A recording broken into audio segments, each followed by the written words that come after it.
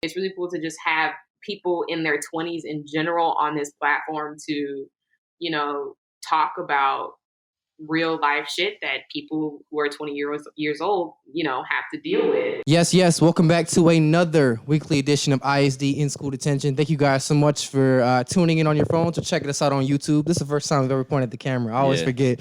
Thank you guys so much. We have a very special guest this week. This guy, and you know what, bro? Honestly, when I saw the ad for the class, I was like, this is some Instagram scam This shit. is some Instagram scam. This man's not even real. None of this shit is real. Class. He just wants our couple $100 and it's gonna be some bullshit. No, none of that. Expectations completely defied. One of the coolest guys I've ever had the pleasure of meeting, and someone who's like a mentor to me and you. Mm-hmm. Everybody give it up, please, for Mr. Blake Martin. Hey, who we looking for? Who y'all talking about? Talking about you, bro. Oh shit! Hey. I was looking for the person y'all was talking about. Yo, you don't think you do all those things? Very humble, man. Nope. Very humble. I'm just me sitting in my house drinking my drink. Just me. Just you? Just I'm little on me. Man, well, one, I will say your place is very beautiful. Thank you. Thank you. I appreciate that. It's small, but it's mine. Yeah, but it's cozy though. Like the fireplace and basketball. Well, I say that because you haven't turned the corner. There's 1,400 more square feet around the corner. Are you serious? Yes. Yes. I saw it. I didn't want to walk. Hey, right. I wasn't just going to wander in your house. I ain't going to lie. Yeah. Well, there's 3 bedrooms, 2 more bathrooms back there. You're lying. You're lying. So this is 3-bedroom, 4 bathroom? 4. It's a 4-bedroom apartment. At that point, it's the house. Yeah. Where's your family? Yeah. People see like this part and think this is everything. I'm like, well, no, just turn the corner. I mean, but honestly, if this was everything, that'd be fine though. Yeah. If this was everything, and for us, our poor asses. Whatever. Yeah, but no, this is seriously exaggerate. But what I was saying, bro, is honestly, I was talking about you. Oh, well, thank you. I appreciate that. I'm humbled. You have definitely been, a lot of times when you break into the entertainment industry, there's all these horror stories you hear. Yes. What about people taking advantage of you, taking your money, scams, people not doing right, but you've been the complete opposite of that from the jump. Well, I appreciate that. I mean, I do take people money. And I do be bullshitting them, but I try to do it in a good way. I try it in a good way. Well, in our experiences with you, you've been nothing but legitimate with us. I appreciate that. I try. I met you in a teacher role. Mm-hmm. Yes. What got you into teaching? I don't know if something got me into teaching. I think it's just what I fell into. Both my parents were teachers. I grew up with my mother being my kindergarten teacher. And then she was my middle school teacher, and then she was my high school teacher, and then she ended up being one of my college professors. What? Damn. Wait, so did she move? She did it on she just purpose. went with She you did. on purpose? Oh, On wow. Or purpose. just On that's purpose. cool. That's And my cool. dad was I also a think that's teacher, so I'm just familiar with teachers. But I think anytime that you, have a knowledge about something, and a knowledge and a passion to help others, you automatically become a teacher. Mm-hmm. So that's, how I kind of got into it. Yeah, no, that makes a lot of sense. That makes a lot of sense, actually. That's super dope, honestly, because, you really, people like in your position where you just have a lot of knowledge and you have a lot of experience, especially in a specific field, to be able to be reachable, for people that are looking for that knowledge and actually, give it to them in legit ways. Because like you were saying, at first, and I felt the same way, because this is obviously before we've had any contact or relationship with Blake, but it's always hard to trust online classes. Like, I'm gonna give you the inside information on this. It's like, I can see that. I can see that because you see it all the time, and you hear about scams, people taking people's money. And well, what was the difference that made y'all, take the leap? I kicked it off, okay. And I don't know what made me. I think because it was quarantine, and I saw your Instagram page, and I saw the people in Chicago that followed you. Okay. And I could trust those people. Okay. So I was like, and I didn't ask. I didn't ask anybody about you. I was just like, okay, so I forget who exactly, but some people that followed you, I trusted. I've met in person. So I was like, okay, I'll give it a shot. That. I rock with that. Yeah. And on top of that, financially, I was able to eat that. It was like $150, I think. So I was able to eat that. So I was like, okay, thank God. Right? Right. Because I didn't want to start something, because we did that as a unit when it was 3 of us. So I didn't want to start something and then we all fuck up and then it's my fault. Right. And then I dig that. We all down $450. So no, I didn't want to do that. So that's what made me take that leap. So have you ever been scammed in the industry though? No, because I've honestly never paid for anything in the business because I'm in a space where everything that I do I'm self-taught.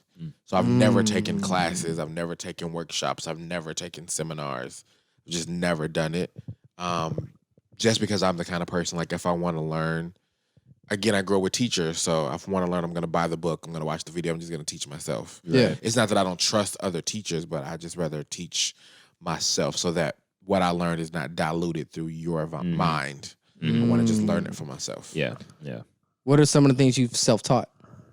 Literally everything that I've ever done. So I started off in this business as a dancer, and I had no formal training, and I went from dancing in my backyard to doing a tour with B2K. Rihanna, when she first started, no one cared who she was, but I taught myself how to dance. And then from dance, that transitioned into fashion shows. And when I started fashion show production, I had never even been to a fashion show. Damn. I just was like, I want to do it. And That's I became crazy. really, really good at it. And then quarantine happened, and I was like, I'll buy a camera. I can shoot flowers or birds or whatever. And then I transitioned into this. So literally everything I've ever done has been self-taught. Let's go back to one thing you said. How did you get on tour with B2K? That's crazy. Let's forget about Rihanna. I want to know about I want to do a chronological order. Hold on. Well, let me say this. With Rihanna, it was definitely not a thing because it was before people cared.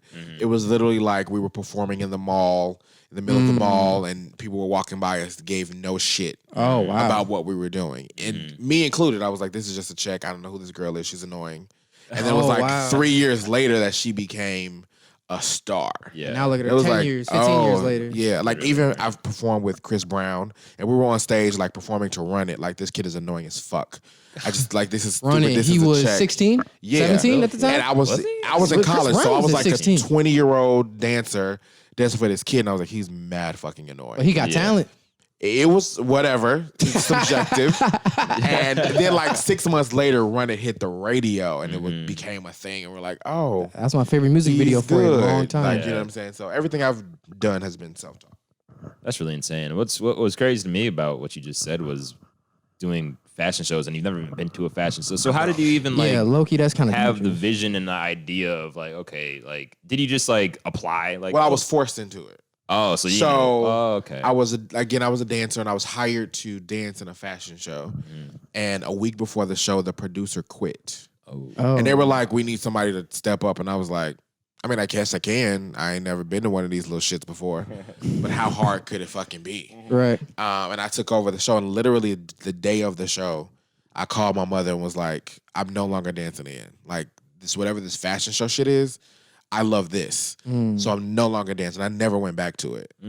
Which is why now, because as a photographer, people are like, are you going to do shows again? Like, I know me. Once I find a new love, You're like, the old love is just out the door. Like, I'm over it now. I get you. Yeah, I get you. Why do you think you're so, like the old love versus new love, why do you think you're so quick to just hop off and move on? I've just always been a person, if you're going to do it, you have to commit your all into it. One, so I don't want to always be in the middle of two things. But two, I just feel like I've done it. It's kind of like dance was my bachelor's and fashion show production was my master's. It's time to move on to another degree. I'm not going to keep going back to those old classes. I've done it. I've proved that I'm good. I've won awards. I've toured the world. I've done like 6-month tours in China as fashion show producers. Like, I've proved I can do it. So there's nothing else to prove. I can move on. All right. Yeah. Now, if I wasn't good or still learning, or was like, people still don't know I can do this, maybe I would stay in it. But like, I've done it. I've done everything that there is to do with it. Right. So What else is there left to prove? Yeah, facts. So all these things that you've done in terms of fashion, and no, let's start with dancing. What was your biggest accomplishment when it came to dancing? my biggest accomplishments, I think, just the particular artists that I performed for. Donnie McClurkin, Rihanna, B2K. I've done tours with R. Kelly. You guys probably don't remember them, but there was a group called Quiet Storm here in Chicago. Very familiar, but I don't Willie know. from Day 26 was the lead singer of that group. I was their choreographer and creative director for many, many, many years. I've been in Gap commercials with Missy Elliott, Gatorade commercials with Kobe Bryant. Like, I've done it. There's the one. Yeah, I was like, oh, wow. Okay. And again, that was one of them things, like, it wasn't a big deal. I remember Kobe Bryant, Gatorade came to my high school, and they rented out high a school gym, is this? Bloom Township in Chicago Heights. Okay. And they rented out the high school for a commercial. And they were like, some basketball players filming a commercial in the gym, and he needs like someone that can like move in the background while he's hooping. And I was like, okay, y'all want me to do it? Yeah. Sure. I didn't know who the fuck Kobe Bryant was. I really didn't care. All I knew was Gatorade. I was like, okay, it's for Gatorade. What year was this? Oh, this was like 2002. Oh, this is like, Oh man. that's 3P Kobe. You didn't know? You didn't care? No. I'd have been flipping shit. But let me be actually honest. And this is going to sound really horrible because he is who he is. Yeah. I didn't know his weight in basketball until he died. And I was like, oh, he like y'all really fucked with him, fucked with him. That's So crazy. like, do you Yeah. follow basketball like that? No. That makes sense. Yeah. Why you wouldn't? I was know. like, what? Who are these people? That makes sense why you didn't know. Okay. Yeah. So, and it was because like from the time I was in third grade until I graduated from college, I was a professional cheerleader. So as a cheerleader, you watch basketball game after basketball. You really don't. Fact. I'm not gonna come home and watch the same shit. Facts. That I I'm feel not that. gonna do it. I feel that. So I didn't care about professional sports. But literally in the commercial, he's hooping and there's this little guy in the background He's dancing in the dancing. background? Yeah. And it was on like every major TV station. I was like, what's the big deal? All I knew was Gatorade. I didn't know who Kobe was. Did they pay you for that or not? Because you're in high No. school. They literally called me out of class. I was out Childhood of class for labor. the rest of the day. Man, Child, I've been Yeah. mad as not gonna pay me. I ain't gonna lie though. I would have done without pay. Me I'm too. in I high would've school done too. as I mean, it's But I as think Kobe it wasn't Bryant? even like a thing because they weren't expecting it. It was kind of like something's missing. Is there Oh. somebody in the school that like knows how to dance real quick? Call them out of class and get them to the gym. Right. Tell them I literally wore what I wore to school that day in the video. Bro, the at our commercial. high school, they wouldn't have done that shit. They'd have been like, yeah, we can't help you. We'll get a teacher. Yeah, they would not have helped us at So, all. but at that time in high school, I had already toured with like Donna McClurkin. I had already been on tour with R. Kelly at that point. So they already knew that I had the talent. Right. Yeah. Okay, that makes a Yeah. lot of sense. That is wild. So yeah, the Kobe Bryant thing. I wish, and back then there was no YouTube, so the footage is like never to be found because no one was recording I'm it. sure you can find this somewhere. Kobe Bryant Gatorade commercial? I've You've been looked. researching it for You years. can't find Really? nothing. Nah, Damn. nah. Damn, because now I want to see what. Because I remember the commercial like it was yesterday. He was playing ball, but he was sweating. But he was sweating Gatorade. Wait, so they did that in real life? Yeah. I thought that was a computer effect. I mean, it was like his sweat. They Oh. just changed his sweat color, Oh, but it looked like I he was was gonna say, sweating how'd they get the blue Gatorade. sweater, because as kids, that was the coolest shit. Yeah, he ever. was sweating orange Gatorade. I remember that like it was yesterday. Man. Yeah, it was great.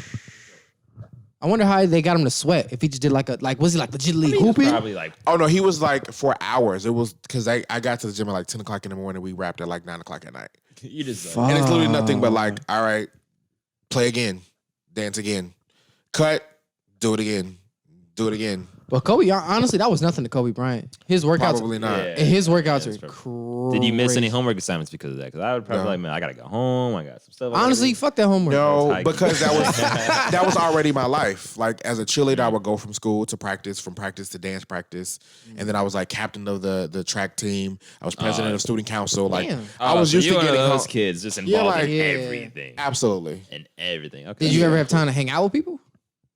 For what? Hang out with your friends? To do what? have fun? Have No. right, interact? No. Interact, to be Well, sociable? I mean, yeah, but you think as captain of the cheerleading team, that was my fun. Like Friday night games, Yeah. I'm the captain of the cheer squad. It's hundreds of thousands of people here. Like this is fun to me. Yeah. And then after the Yeah. game, we go eat and then I go home. Right. That was the fun to me. Plus, again, my parents were doctors. They was like, listen, what are you hanging out tonight for? Get your ass home.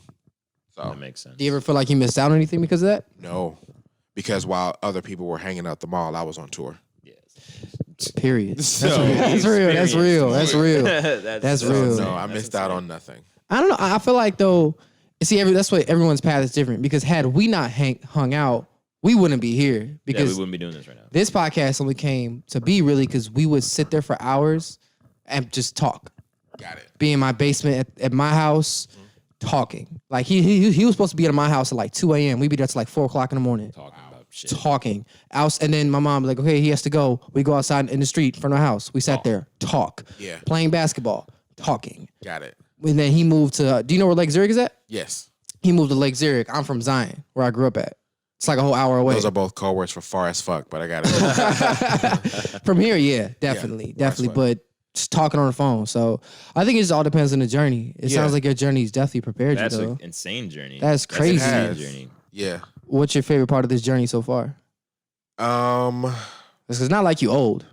I'm not, but I think that my my favorite part, I think I've done things that already in my life that people die never doing. And I'm grateful for that. You know, again, like spending months in China, touring literally every city in China. That's some people live their whole life and never even get to one city in China. And I spent months going to every single one over and over again, seeing the beauty that is China and Russia and Spain and, you know, things like that, being on stage in front of hundreds of thousands of people and, you know, being in a small room with nobody but me and Oprah Winfrey. It's like the smallest things that are amazing that I got to do that most people don't. So is there ever like when you're, you know, say for fashion shows, and obviously I guess with COVID that was kind of like an obvious endpoint, but is there ever a point where you've have so much success in one facet that you're like, okay, I'm looking for something else now, like I want to do something else? Or is there always like a natural stopping point which then makes you find something else? I think both. I think that with fashion shows, it was so easy to walk away from it because I had been looking for that next for a long time. But I was like, there is no next. Like, I do fashion shows. That's what I do. And there was been years of like, I don't really want to do another show, but that's who I am. So you do another show. Right. And then that's when this photography thing came. I was like, oh, I have an out. I can get out of here. I don't want to do this anymore. And that's not that I don't love it, but it's kind of like for me, when you get to the point of you've won Super Bowl after Super Bowl or Super Bowl, like I really don't want to go play again. Yeah. Because I'm playing just to play. Yeah. There is no goal anymore. Because at first it was like, I want to be good at it. Then it was, I want to be respected. Then it was, I want to be the best in the city. Okay, so now what? So would you say that you're a person that mentally you need a challenge, or like you need some type of goal or obstacle to do it? You Something don't really to work do. towards. Yeah, you don't really do mindless things. Yeah, but I think for me, there's always a left brain and a right brain. For me, there's this left brain of, I want to be good at it. I want to learn the ins and outs of it. I want to be a student to the craft. I want to immerse myself in everything that it is to do whatever this is. And then there's the right brain. I just want to be better than you motherfuckers. Facts. Yeah. Like, if I'm going to be a fashion producer, I want to be the best out of all you motherfuckers. If I'm going to be a photographer, I want to be the best photographer in this city. And once the left brain and the right brain, like, okay, left, we did it. All right. So what we doing? When them both get to a point like, well, I'm satisfied, then what?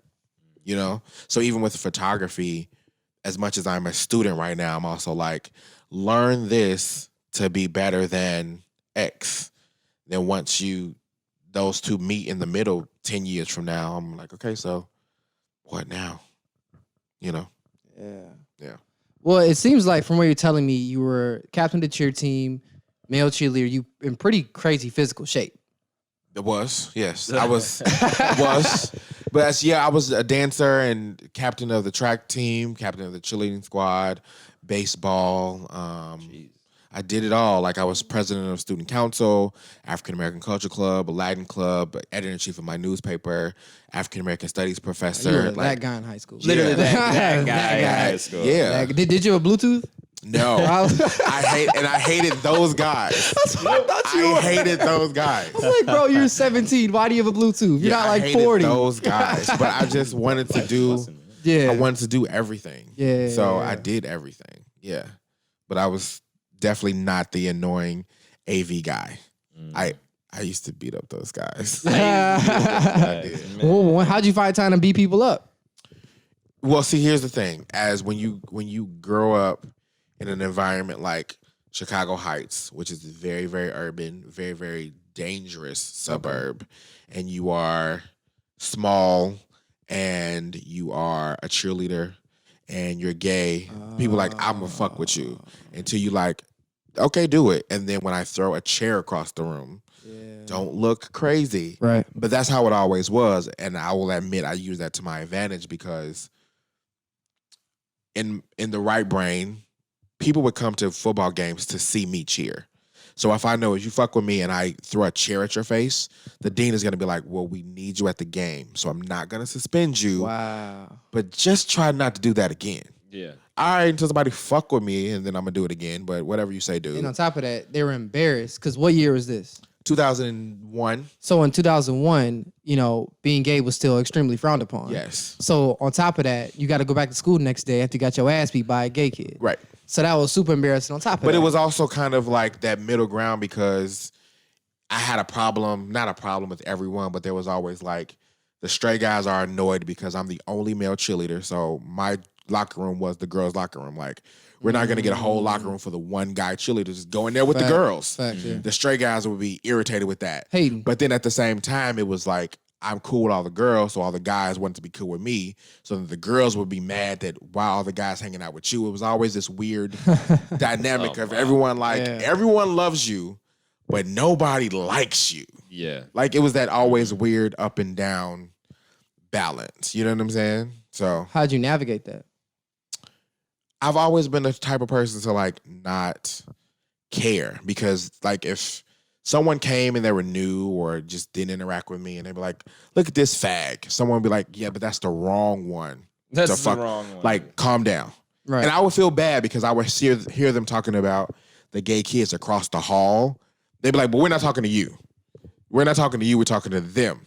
I'm like, as long as you don't fuck with me. But they knew I don't care. I'm not going to hide it. I'm not going to be ashamed. I'm not going to do any of that. I'm going to be me. And if you fuck with me, there's going to be a serious issue on your hands. But I also grew up, one, knowing how to fight, and two, knowing I had backup. Like, there's a photo of my mother right there with a gun in her hip. That's how my mother walked around. As a teacher? Yes. In school? Yes. It's real. So I can recall one time being on the gangster shit. Being on the what do you call it, the go-karts. Yeah. And the guy like ran me off the road on the go-karts. And I remember my mother getting out of the go-kart and was like, fuck with him again. Like, that's my child. And I was like, fuck.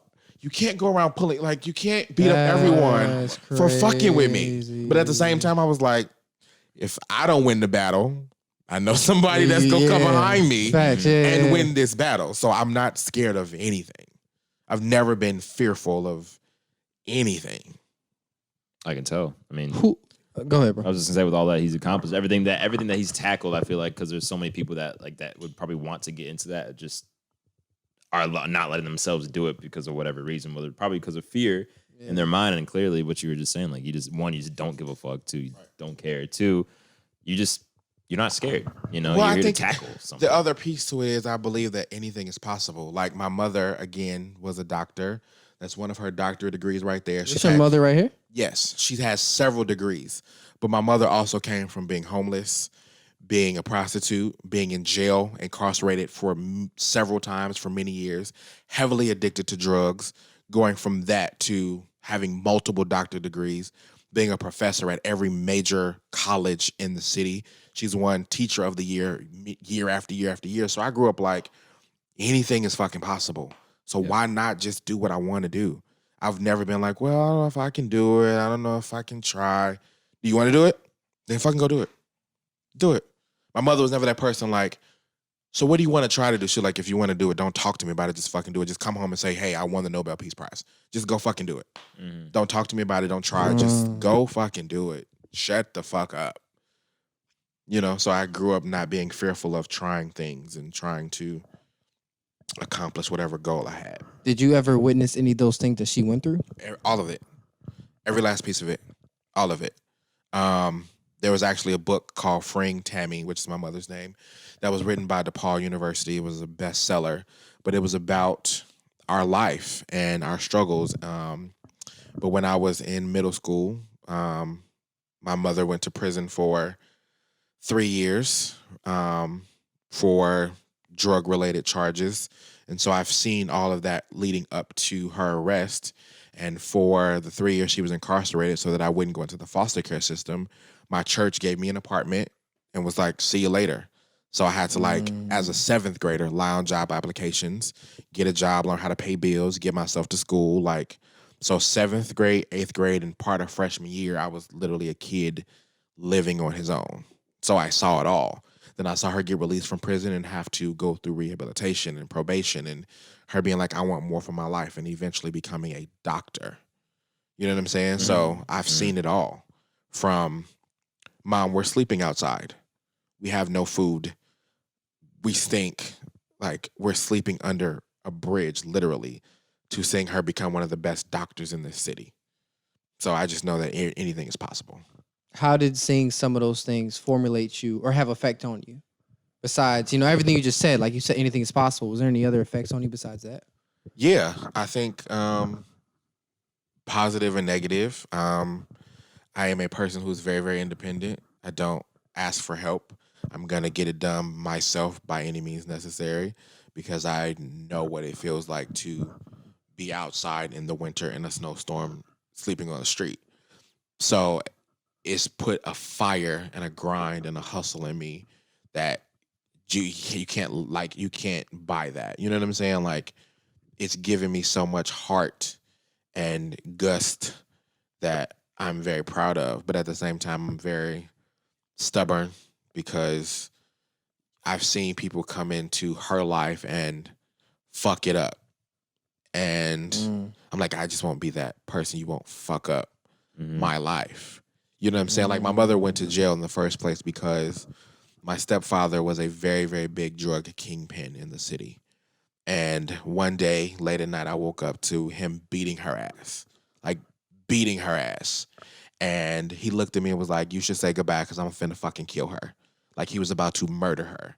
And I called the police, and they got here, and he was like, well, if I'm going to jail, she is too. Oh. And everything was in my mother's name. So he was like, it's $250,000 of crack in the back. But this house is in her name, so she got to take the fall for it, bro. And she did. So she went to prison for years for his crime. So I've seen people come into your life that you say you love and fuck up your life. So that's why a lot of people sometimes you feel like we can't get close to you and you're very like reserved and you only let people in so far. Yeah, because I've seen how people you love in the right circumstances will say fuck you, and I won't let that happen to me. Do you feel that eventually those doors will be back open to someone? Probably not, if I'm being honest, because of that. And I'm an only child, so I don't know how to do things like share and cohabitate into space. And I'm one of those people, like, I feel like I have the Oprah effect. Like, I don't want kids. I don't want to be married. I just want to make my money and, like, move around. And that's neither good or bad for me, but that's just kind of how I want it to be. Mm-hmm. Do you feel like you're missing out on anything? Nope. Because I feel like whatever you want, you can define. Because for someone else, the dream is husband and wife and kids and the house. And I'm like, you can have all that. I'll be traveling to Spain with my millions of dollars. Fuck you and your kids. Like, right. You know what I'm saying? So it's whatever you think is success for you. So you only miss out on something when it's something you want that you don't have. I don't want those things. So having that mentality obviously has helped you out in a lot of ways, just success-wise and tackling a lot of problems. Have you found yourself having to cut ties with certain people throughout your life who didn't share the same kind of points of views as when it comes to the grind and trying to succeed in this and that? Yeah, all the time. I mean, you, in the line of work that I'm in, you either get it or you don't. And more times than not, you don't. Mm-hmm. And it's always in one of two things. Like, for example, today, if I was in a relationship, it would be so you're really at a photo studio for 12 hours a day. Something's off about this. Yeah. And I've dealt with all the time, like, so what are you doing at this? I believe you're there, but what is happening there? Because I've seen Pierce. Yeah. He's fine. You and these male, you all. And they're all nude. Yeah, like they're nude. They're in their underwear. Like, you can't be like, What the fuck is going on at this studio? I'm working. Yeah, I don't know about that. It's always a question of like, well, what's happening? Yeah. Or the third is they feel like I'm never not on. Mm-hmm. Like I've been on dates and been at dinner and someone's like, oh my God, are you Blake? Can I have 5 minutes of your time? I'm like, I'm on a date. But I've really been following you and I need it. They're like, I can't deal with this. Like if it's always going to be work all the time, I don't want to deal with this. Yeah. Don't you feel like too much work can be a bad thing and can consume you? Yeah, but I will slow down when it's time. And right now it's not the time. Like I'm not poor by any means, but I still have moments I'm like, well, how is that bill gonna get paid? Yeah. Or what the fuck, man, I didn't expect that expense to come up. When those things are no longer a worry, then maybe I'll slow down. Until then, I gotta grind. Fuck it. You know what I'm saying? Like if Tyler Perry gets up and goes to work every day, and Oprah gets up and go to work every day, and Ellen gets up and go to work every day, why the fuck am I not? They're not like, well, too much work. They're like, well, I need another million to reach 100 million. And I don't have 100,000. So I got to get my ass up. How do you balance that with like a work-life balance? I mean, your schedule, to my understanding, you don't have a stable schedule, honestly. It feels like something's always jumping in, always here, or I'm out of town, or I'm doing this, or we going to New York, or we were not going to New York anymore. Oh, wait, I got a photo shoot. Okay, I got a podcast from 8 to something, whatever. Right. Then I got to do, right. Where's the stability at? Just in everything you said, because that's the life that we sign up for.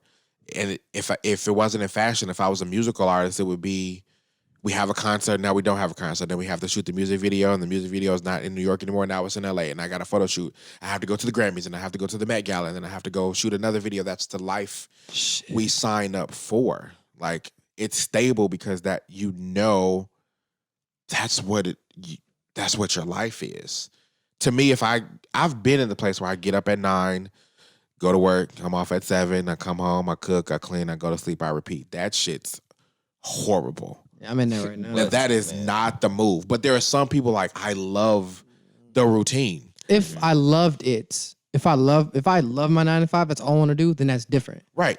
I don't think I've liked any job enough where I'm like, I can see myself staying here. I'm always trying to be like, fuck, like I want to be here right now. Every time. Shit, so the stability is when you, like, this is my life. This is what I, sign up for. Like, he asked me, like, when do you go to sleep and when do you wake up? I get maybe 4 hours of sleep. That's crazy. For real. And I'm like, oh, I'm good. I'm straight. You kind of have to be, especially like you're saying in life. Like, what are you going to do? Be tired? Like, no, like, I'm ready. But I've trained for this. Being tired is okay. Well, right. But I think, God knows what he's doing. And he trained me for this, because when I was in high school, it was school, then training, and then homework, and then cheerleading practice, and then sleep for a few hours, and then go back to school. On the weekend, you're touring 4 cities between Friday, Saturday, and Sunday. You're getting off the tour bus Monday morning. We're dropping you off at school to repeat the week. See you on Friday for the next 4 cities. Okay, that's what we do. I'm used to this life.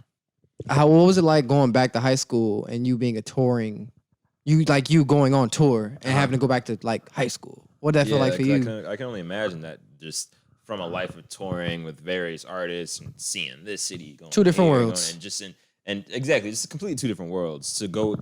Was there ever a point where you're like, man, like, I don't want to go back to school? Because obviously people hate school, but it's like, no, because they felt the same to me.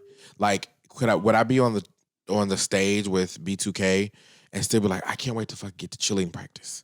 Yes. Okay. But at the same time, it's like, today, if I shoot the best male model in the world, I'm still gonna be like, this was great.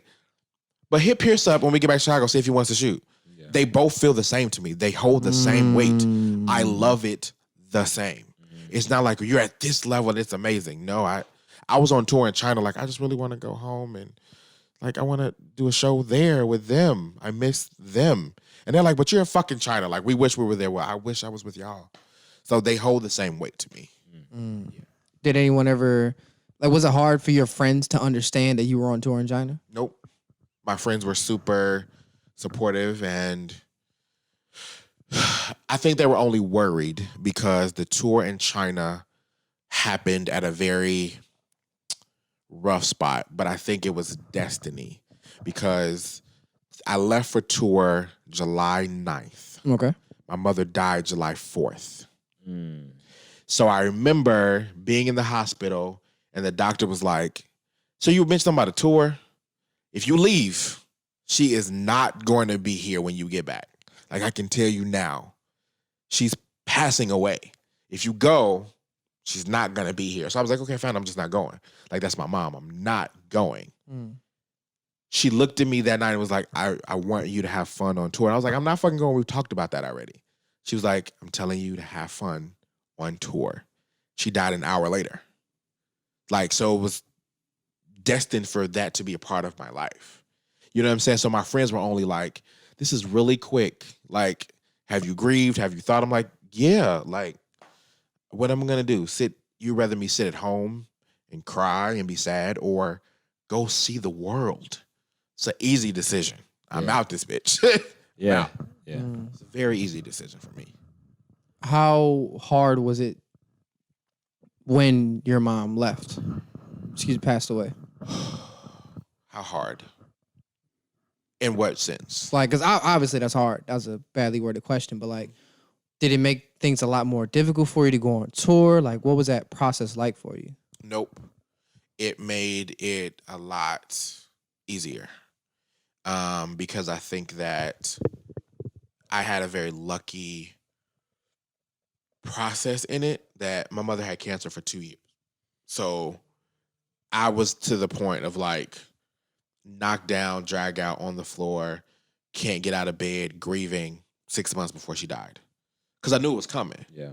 So when she did die, I was like, oh, I've already kind of grieved this. Like, I'm sad that she's not finally gone. But I was like, I'm not as bad as I could be because I've done all the hard moments already. I've done it. And not only have I done it, but I'm very spiritual. So I was like, oh, now she can just go with me. Like, everywhere I go, she can go with me. And she did. Like, everywhere I went, she was there in some form or another. And sometimes creepy fucking ways. Like how? There was a time in China, we checked into this hotel, and sometimes we were checking into like 5-star hotels. And other times it was like, this shit is questionable. And we checked in this questionable hotel, and they were like, the TVs don't work. They don't have remotes. Fucking deal with it. Like, the bathroom's janky. Like, it is what it is. So I'm sitting in this room, and it's dead silent. I am having a moment of like, I'm pretty sad. Now, the TVs don't work. And my middle name is Michael. I'm named after Michael Jackson.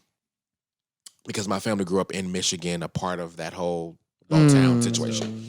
So the TVs don't work, and I'm sitting there crying, and I'm sad and all that, and the TV just comes on by itself. And it is Michael Jackson singing You Are Not Alone. And I was like, this is creepy as fuck, but I very clearly know what this is. And it was that moment I was like, she's never not going to be here. And as soon as like that video was over, the TV just went back off. That is crazy. That was creepy as fuck. That's insane. Creepy as all fuck. But, you know, it is what it is. Like, my mother's favorite color was blue because her hair was blue. Like, she had this tint of blue hair. Like, most of the pictures you'll see of her, she has on blue. It was like her color. And I remember being in China one time and walking into the store and all the light bulbs turned blue. And they were like, what the like, this has never happened before. What the fuck is this? And I was like, my bad. That's for me. I got it. I'm going to go because I see y'all creep the fuck out. That's for me, dog. But it was just her way of showing up time and time again. So it wasn't bad for me because she showed me, I got you. So, you know, cool. That's some movie shit. I'm not gonna lie. No, not to be rude. No, that's creepy. As fuck. It's like, hell yeah. But like, I could see how it would almost was needed at the same time, especially in that checking into the super questionable hotel, then you're just, alone in the room, and you're obviously having a moment, and for that to come on is probably just really reassuring. Yeah, it was great. Yeah. But again, and it was about, my mother had a work ethic that was out of this world. So she just instilled that into me. People still to this day like make fun of me because she died on the 4th. Her funeral was on the 7th. I went to her funeral, left her funeral, and went to a photo shoot. People were like, it's like robotic. We buried her 20 minutes ago. Where are you going? I was like, I have a shoot. I Yeah. Like my mother was the kind of person like, this is a sad day, but I have work to do. My life does not stop. I have to grind.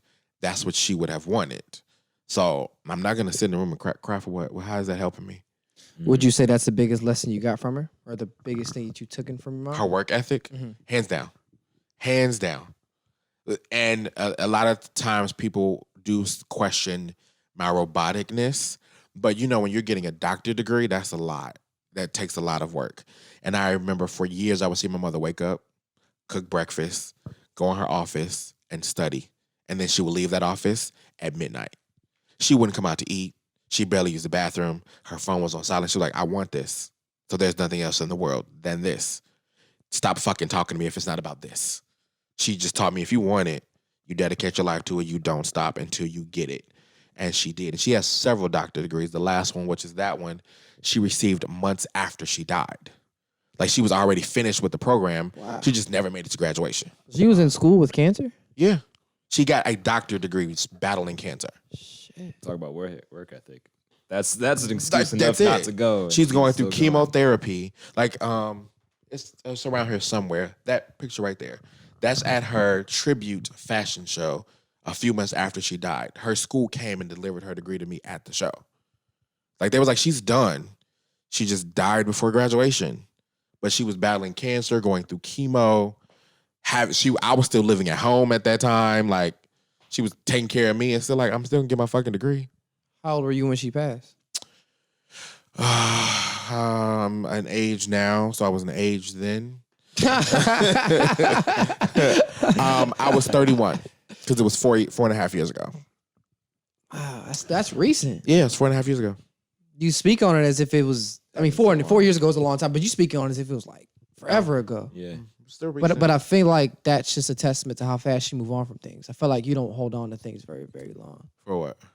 Well, because I'm a Capricorn and I hate to say it, but there's only two spaces in my life: the living or the dead.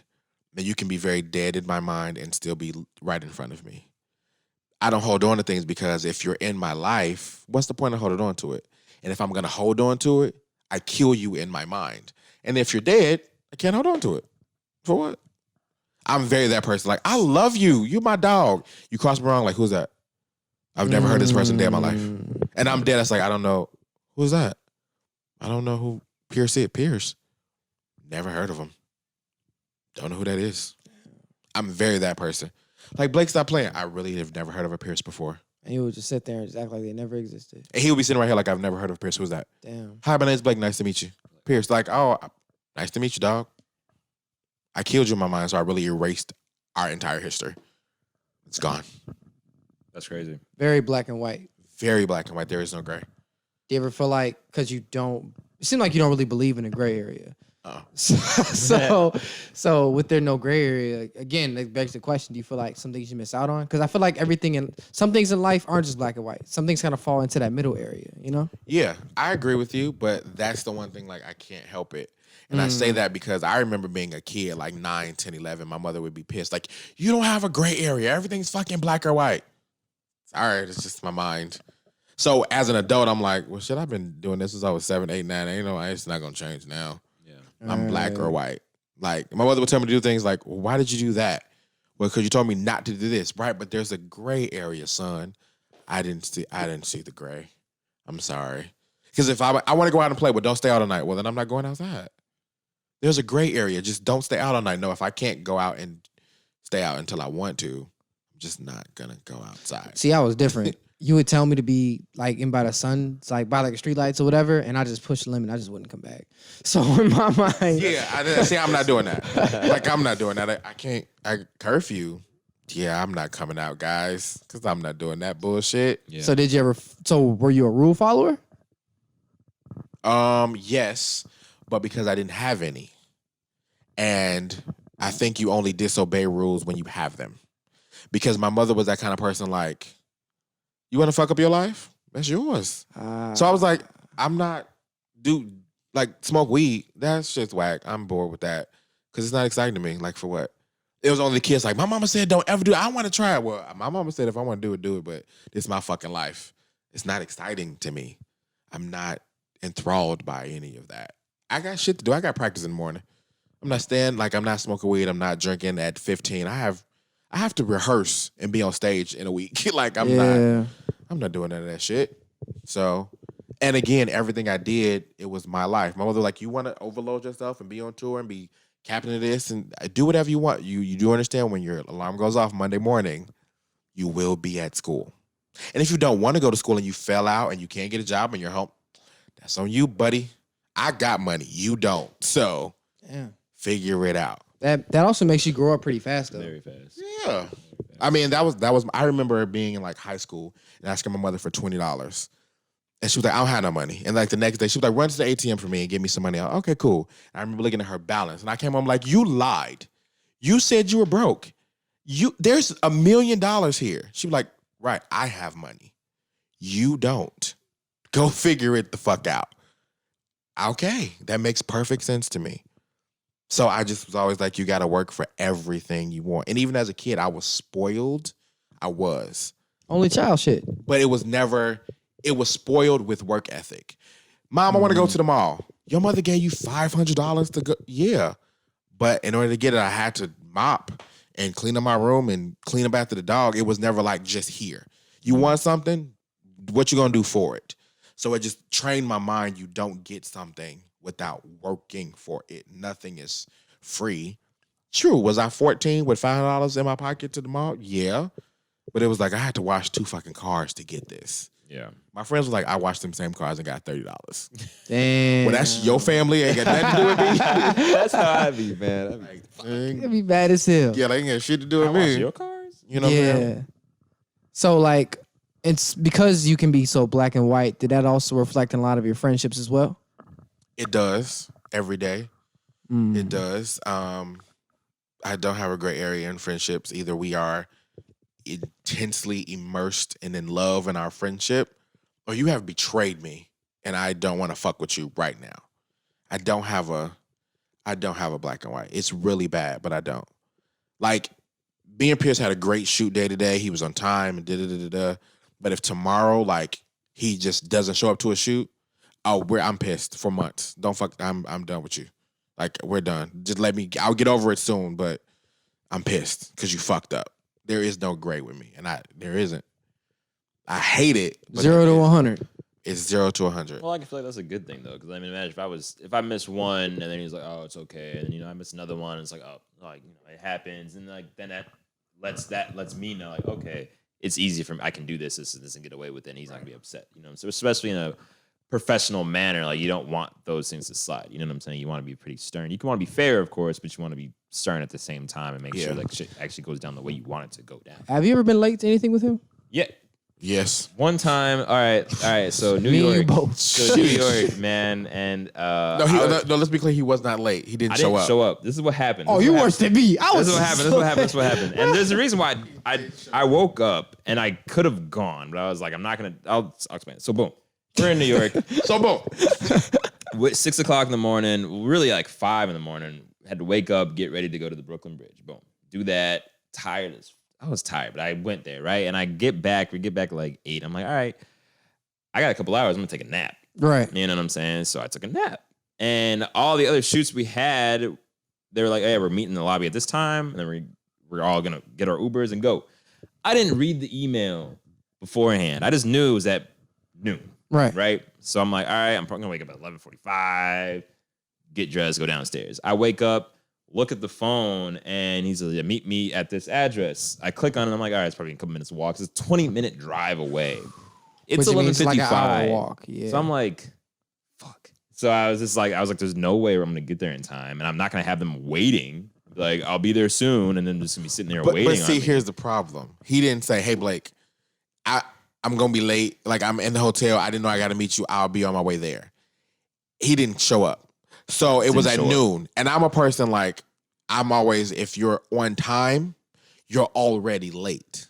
So at noon, I was like, all right, give it a few minutes. At 12:10, I snapped.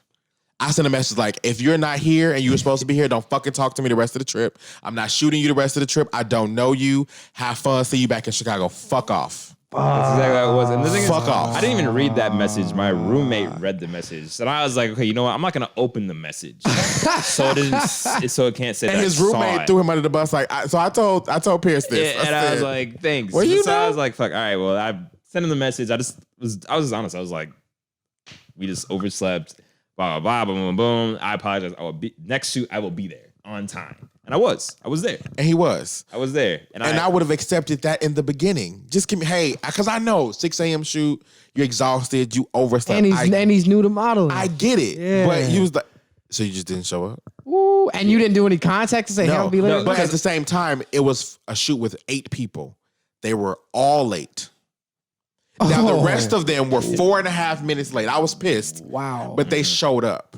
But sometimes you have to like give people a lesson. So the people that were 4 minutes late, I was like, y'all want to shoot? Y'all want to waste my time? I'm going to waste y'all's. I was like, go over there, pose. I handed my camera to a random person. Shoot these motherfuckers. They gonna waste my time. I'm going to waste theirs. They were like, what the fuck is this? You wasting my time? Let this motherfucker take your pictures because you clearly don't give a fuck about me. And that person with the camera was like, why is he cussing at you? And it was, and people were like, this is really awkward and weird. You have those pictures? I do. They were see. trash. And then after like 45 minutes of them like, this isn't going well, I was like, now you learned your lesson? Okay, now we can shoot. Now you know you'll never do that again, right? This is why, and okay, so story. I was late for something Blake set me up with that guy we talked about. Yeah, I almost killed you that day. Yeah, so that guy we talked about earlier, well-connected Kev, right? Mm-hmm. He had linked me up with him to talk with him on Instagram Live about DJing, music, and like professional things. East Coast time, Central time. I believe it was 7 Eastern, which was 6 Central.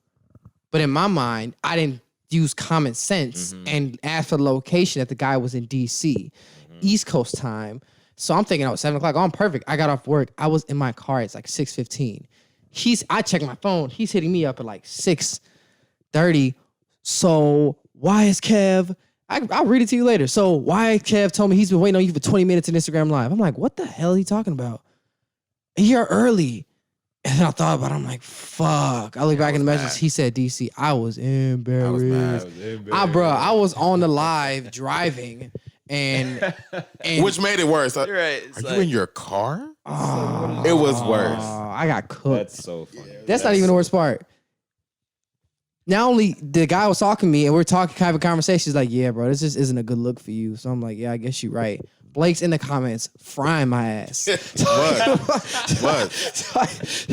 Fucking crazy. You're late. It's unprofessional. Get off the live now. Get us a live right now. Unprofessional. Just get off the live. But it gets worse. As I get off the live, he gets on live with him and it starts frying me again.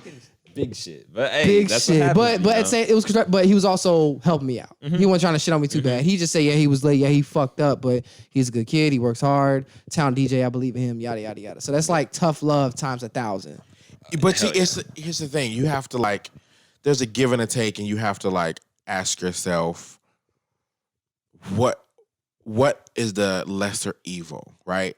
Because on sometimes the talent end, you're like, Blake, man, you be intense, bro. Like, I was 4.5 minutes late. Like, it's not that deep.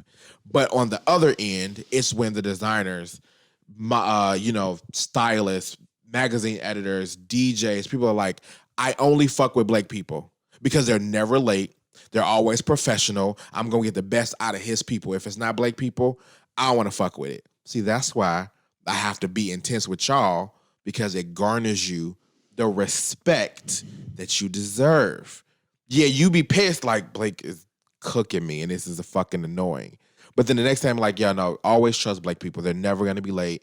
Whatever they need, give it to them. People show up to shows and shit like, why do Blake models got private dressing rooms? Why the fuck they got catering, the rest of us don't? Well, because I know what they going to bring to the table. You motherfuckers don't. And I'm like, well, this is what you get. Because you got cussed out for me for 6 months. It's the lesser of the two evils. Yeah, and that's why, like, even on the way here, GPS said I'd be here at 7:58. It was I was moving furniture at her house. I want to leave at 7:20. I walked out her door at 7:26. Got to my car at 7:28. On the way here, it's like stop sign after stop sign after stop sign after stop after stop sign. I was like, fuck. I hope. And that's why when I was out there, I was parking. I literally texted you, so you know I wasn't late. I'm here. I'm just trying to park. Well, you're late. Because I remember he could ask him at 8:01. I said, "Where is he?" Yeah. Because he told me 8 o'clock. Where is he? He was like, "I don't know." I said, I know, but he finna get locked out. I was waiting for him to be like, all right, you know, you could just leave because I got some shit to do. And I'm just, I was trying, but I got here before 8. I was literally just trying to park my car. I'm a terrible parallel parker. You can't park. I'm not That's good. what I said to him too. I was like, what? I'm not good parallel parker. Okay, we're gonna teach you. I hit somebody. It's not that hard. I hit somebody was shit trash yesterday. too, but once you Because all you do is like you cut and then you just drive and then you shroof and then you foomp and then you reverse and then you foomp. You I in the was spot. zoo, and then I finally got in the spot, and then I was trying to bring all my shit up there, and I was like, "This is gonna take like an extra minute." Damn it. It's the Okay. extra Could've called minute me. I for would've me. came down. Blake finna punch me in the face. It was all good. It's crazy because in my mind sometimes I'm like, it's 4 minutes, not that fucking big of a deal, but you still have to teach the lesson. It's a standard, 100%. Yeah, 100%. when he didn't show up, I was like, he's probably asleep. I had 6 other people I had to shoot, so I was like, this is fine. Like, I'm perfectly cool with this. You're making my day easier. But you have to still get this work so that you know this is not okay. I really don't care about it right now, but in the off chance the next time I do give a fuck, please don't do it. So, I was terrified. right, for real. I was terrified. Man, Nah, yeah, I you saw that straight. message. My heart dropped. I was like, man, Bruh. I had like 4 other shoots to do with Blake, and I was like, man, if he really doesn't shoot me for anything else, I would have been so shitty. But at the same time, like I understand. Yeah. Because it's a professional thing, and yeah, 4 minutes, it's 4 minutes, but those 4 minutes, you know, could be anything. You know what I'm saying? The best decision could be made within those 4 minutes, and if you're not there, like that just looks bad on you. So you should just always try to come early. You know, if anything, 10 minutes early, if anything, just so you're there and prepared. So let me read it to you. Yeah. Oh God. Yeah, I want to see this. So Cav saying he been waiting on you for 23 minutes. Not 20, not 20, 25, not an estimate. 23 minutes. 23 minutes. Blake, I'm so sorry. I dropped the ball. I should have communicated my time zone to him. You took an L today, but this is part of the growth. And I'm like, oh, that's great. Yes. Thanks so much. But check it out. We are discussing you on live. Are you familiar with DJ Academics? Yeah, he's the host of Everyday Struggle. Correct. This is why I say every opportunity to take it to the highest level. DJ Academics was just in this live and then sends a screenshot to verify. Boom. Okay. I was in the live. You told me and pretty much heard everything. So, ... It's always my ... I don't mean to be an ass, but it's my job to push you. When you go live, it has to be best foot forward. I believe you 1,000,000%, but I want to make sure you're ready. Then I'm like, I feel so stupid. He's like, don't feel empowered. And then from there, it's just been up because I have yet to cross this man again. I'm not trying to. That's what I'm saying. You know, But see, that was a situation like that had nothing. I'm not a DJ. I don't give a fuck about. I was like, it was for me. I was like, I think I've heard of DJ Academics. I think he's somebody for real. I don't know who the fuck that man is. But I was just like, see, this is the point. Cav went live, and in the first minute and a half, one of the biggest DJs in the world came on his live. He should have seen you, not me. This has no effect on me. This benefits me none. But you got to get your shit together, bro. Facts. That's like, I was supposed to go live with Pierce. Pierce is late. Well, Pierce, while you were in here, the editor-in-chief of GQ was talking to me. You fucking missed your mark, bro, because you wanted to be 4.5 fucking minutes late. Wow. What would I do? Nothing. You missed it. He not coming back to my live. Like, it is what it is. So that's why I dug in his ass, because he needed to just know branding and being on time and punctuality is important in this business. And that's why I fuck with Blake so much, is because from the very first shoot I've done, not even the very first shoot, from the class we did, which was months before the shoot was even. That was prime COVID. It was on the property. Right? Like, no one was even in it. house. But like, I've always come back and have learned something, you know, and whether that could be him directly teaching me, that can be seeing him do something in a certain way, or even when he grills us and he's being mean, but it's never coming from a bad place. It's never coming from a hatred in his heart. It's always coming from, I'm upset that this happened and that you didn't do this, but now I'm gonna have to let you know that you did fuck up, but in the next time I know you're not going to. And so that's why I really appreciate it, because there could have easily been people that he could have been like, all right, like, I'm done working with him, like, you know, he should have been professional from the jump. You know what I'm saying? Which I should have been. That's my mama's fault, and I'm gonna be honest. That's her fucking fault, because that's who she like. She was the high school teacher that's like, no, every day you walk in here, you're stupid. you fail this test, you're stupid as fuck. Like, I don't understand. Damn. Like, this was the easiest fucking shit ever. To the students? Yes, get the fuck out of my class. I know. But she would be that person because she would know. On your mom. But she was that person because she knew in high school, you don't really fail high school. It's kind of hard. So let me be really the asshole now so that when you get to college and they can fail you, you fucking know better. So it was just like in dealing with Jason. I know my twin, Jason in New York, is very New York fashion. No, I hate it. I hate your hair. I hate your body. You look stupid. You're fucking fat. If I don't cuss you out on a daily basis here, you're going to get to New York and be like, I don't know how to take this. This has ruined my self-esteem. This has crushed me. Blake say this shit to us every day. This is nothing new. Yeah, so I'd rather be the asshole now. So the next step, you like, Blake does this to us already. I'd rather punch you every day. So when the bigger bully slaps you, like, that's it. Let's move on. Mm-hmm. And sometimes I get the bad reputation, but I'm fine. I'd rather be the smaller bully to prepare you because I know there's a bigger motherfucker in the next classroom. Trying to tell you, you're mean. Okay, walk your ass around there and get beat the fuck up. Grass ain't greener on the other side. That's not my problem. And they come back like, I got beat up. I know. I was trying to teach you Taekwondo in this motherfucker. But you carried your punk ass around there and got your ass whooped. So you thought I was being mean. So now you bruised and bloody. Does all that teaching style come from your mom or other places as well? My mom and my cheer coach. My mom and my cheer coach. My cheer coach is my second mother. They called each other like co-parents because as a coach in athletics, you're always with your coach if you're not with your parent. But my coach was the same way. My coach was just like, hey, how are you? So the game, you fucking sucked today. Don't do that again. What? Yeah, you're horrible. This is trash. You're getting fat. You didn't wash your face because you're breaking out. What the fuck are you eating? Who the fuck is that boy you talking to? Who's that little ugly little girl? Y'all, it's trash. She would even tell the girls like, hey, you're not washing up because I smell your pussy. Damn. But it was like she would give it to you raw, and then it got to the point like y'all are polished as fuck. Because our coach do not play, she don't play that shit. She does not play that at all. So it just kind of taught me like. I feel like now though, I'm sorry to cut you off, but I feel like that type of teaching or coaching, you try to do that now here in 2020, oh my God. It's going to be the end of the world. I don't necessarily, maybe if like, I don't agree though. Kids, like if they're like little kids, but I think depending on how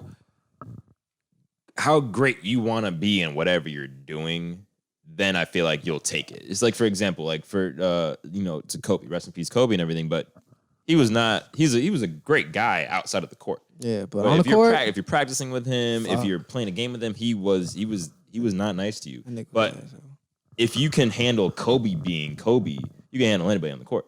Right. Facts. You know what I'm saying? So I'd much rather have someone be mean, not even be mean to me, but just really tell me how it is and not hold back and try to like save my feelings.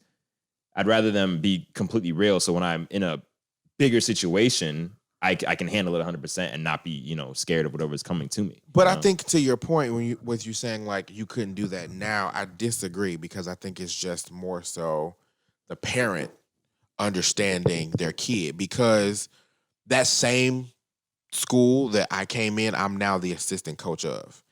My coach is still the coach. She's been coaching the team for 30 years. To this day? To this day. Wow. So she speaks the same fucking way.